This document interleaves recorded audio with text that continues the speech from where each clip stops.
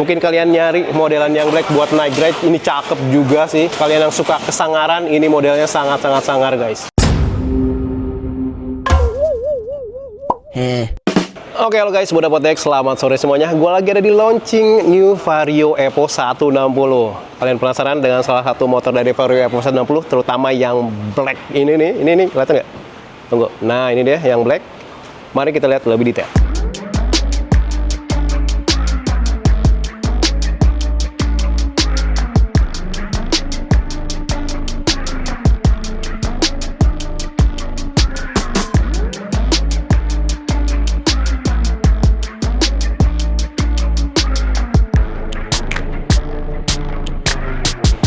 Oke, mungkin ini kalian nyari yang benar-benar super black, semuanya serba hitam. Nah, Vario 160 Evo ini bisa jadi pertimbangan buat kalian beli guys.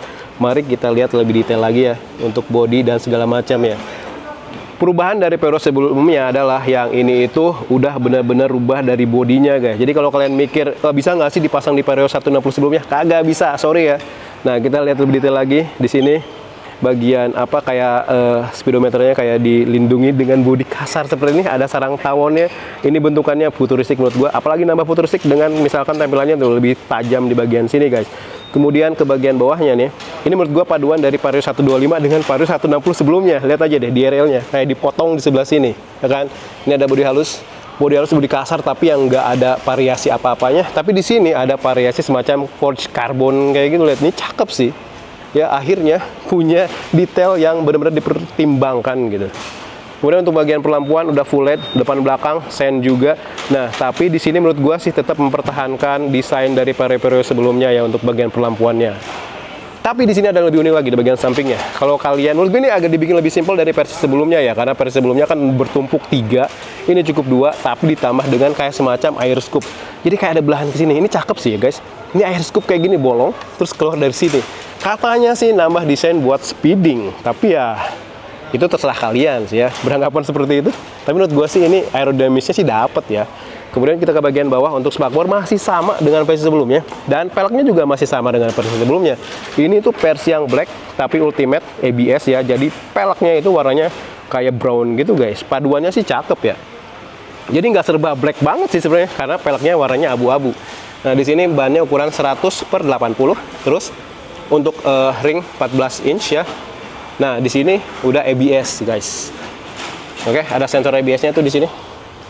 Nah, untuk bagian ban belakangnya ukurannya itu 120/70. Lebih pendek tapi lebih lebar. Ringnya juga masih 14. Tapi ini ya, karena dia udah ABS dan tapi belakangnya nggak ABS ya, tapi dia udah disc brake guys. Jadi single channel ya. Karena ini disc brake, so untuk varian Ultimate ABS tidak ada parking lock, sayangnya seperti itu. Tapi otomatis untuk pengereman jadi lebih pakam dan lebih enak sih menurut gua ya. Jadi bisa lebih ngepot gitu.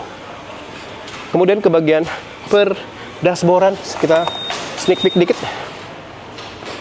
Di bagian speedo ada logo ABS, maksudnya ada indikator ABS, ada logo bensin, ada speedometernya.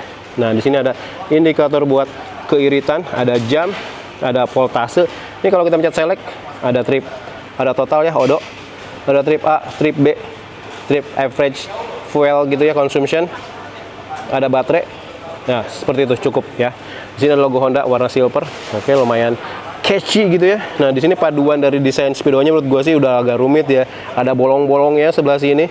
Jadi lebih futuristik gitu ya. Untuk bagian sini simple aja. Ini ada lampu dekat, lampu jauh, indikatornya di atas itu. Ada lampu sen kiri kanan, indikatornya tuh. Oke. Terus ada klakson suara seperti ini. Seperti itu guys. Nah, untuk sebelah sini ada idling stop. Ya kan? Indikator idlingnya nyala tuh.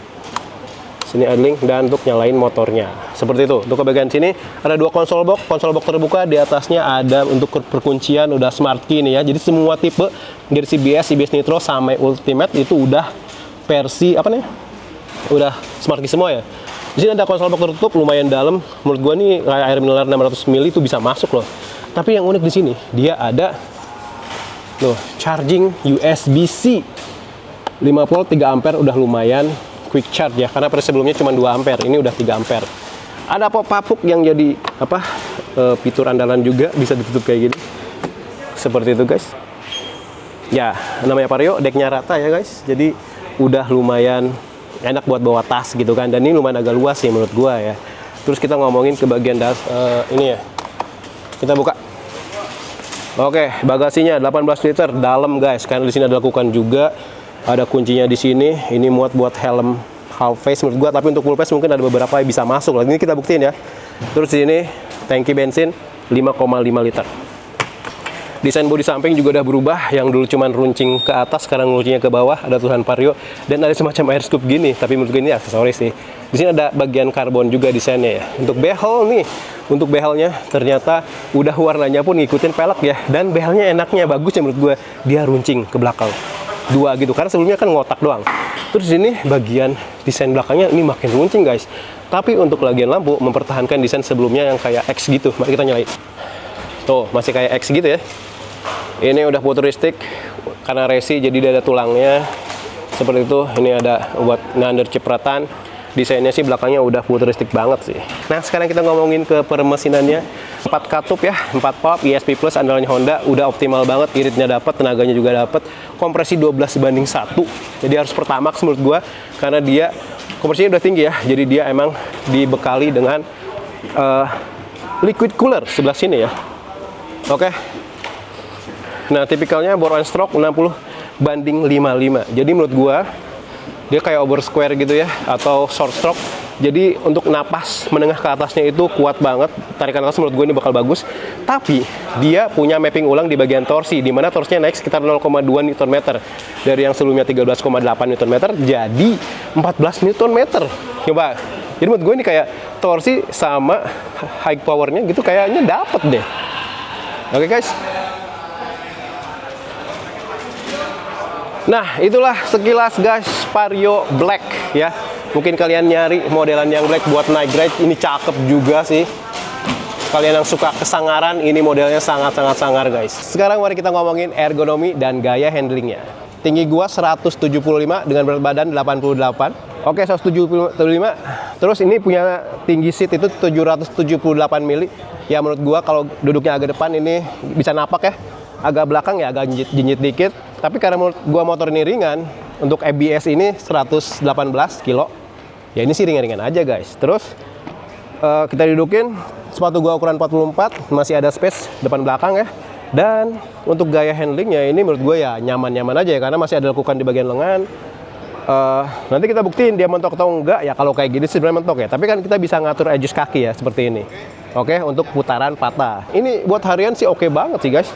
Untuk joknya sih gua rasa agak-agak sedikit medium ya menurut gua sih, agak sedikit kasar mungkin di bagian sampingnya dan bagian tengahnya sedikit kasar, tapi medium lah gitu.